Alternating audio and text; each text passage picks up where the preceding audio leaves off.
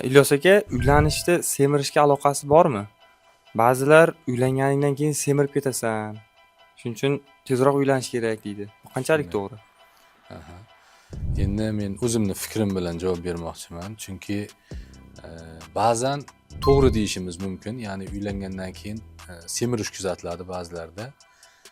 Ya'ni ovqat vaqtiga tayyorlanadi. Oldin vaqtiga ovqat yeyolmagan bo'lsa, endi zavtrak, obed, ujin demak bemalol yeydi. Shuni hisobiga semirish ba'zilarda kuzatilishi mumkin.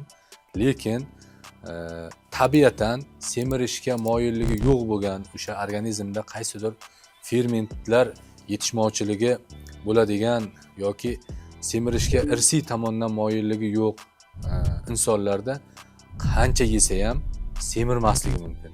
Shu sababli bu kimlargadir to'g'ri keladi, kimlargadir umuman to'g'ri kelmasligi mumkin. Shu sababli masalan sizda semirish bo'ladi yoki sizda semirish bo'lmaydi deb turib aniq aytib bo'lmaydi. Bu haqda sizning fikringiz qanday? Kommentariyalarda yozamiz.